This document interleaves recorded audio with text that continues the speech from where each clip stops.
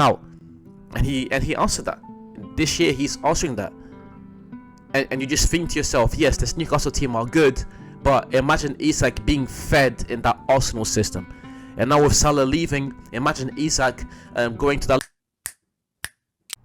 Every time I log into my PC and I just try and search anything up, news of Alexander Isak move rumors are always coming up to my timeline. I've seen news of him going to Arsenal. I've seen news of him going to Liverpool. I've seen news of him also leaving the Premier League. How true any of those rumors are isn't really what's important. What's important is that there's a massive interest for Alexander Isak, and it's understandably why. Last season when Isak scored 20 goals, I thought to myself, this is amazing, but can he do this again? Is this something that we can expect from Isak year in and year out? Is he going to be now a consistent 20 goal per season scorer? And this year he's kind of answered that, because when you look at Isak's game, he's got everything and more that a striker would need. He can play from deep. He can score goals like this from outside the box. This is an amazing goal right here. Takes one touch free and against Liverpool and puts the ball top bins out of the box. Isak has the complete arsenal of what a striker needs. Inside the box, he can score tap-ins. He's got very good movement. He can score headers. He can score goals like this. He can drift into the wing. He can drift more centrally. He isn't as strong as, let's say, for example, an Aguero or Suarez when it comes to build-up play, but he's tall enough to make his presence felt. Isak is a complete striker. And, you know, we've seen other strikers that kind of fit the complete striker profile, but the difference is always in the end product. And Isak has also answered that question. As I said, last year when he scored 20 goals, I was kind of asking myself, is this something that we can expect? Is this something that we can expect to see from Isak week in and week out? And he answered that. This year he's answering that. And you just think to yourself, yes, this Newcastle team are good, but imagine Isak being fed in that Arsenal system. And now with Salah leaving, imagine Isak going to that Liverpool team and scoring all the chances that Darwin Núñez misses.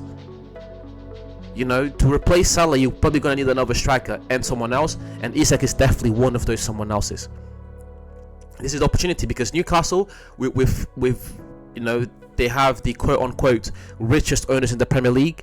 It's time for them to spend some serious money if they want to keep Isak, or if you're going to sell him, you sell him and you go out there and you reinvest that money and you use that extra money that you have as well.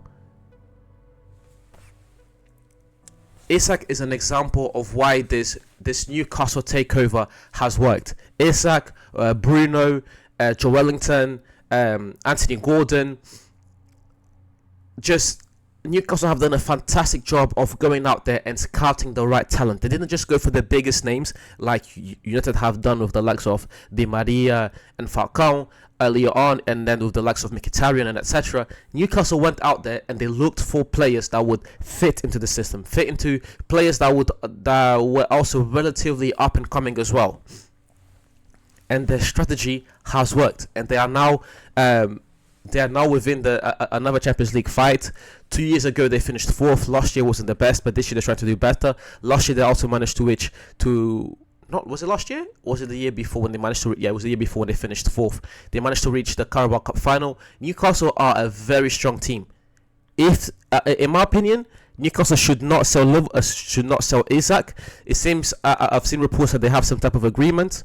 I mean, I don't know, but if I was Newcastle, I would not get rid of Isak. He's too talented. He guarantees you 20 goals a season.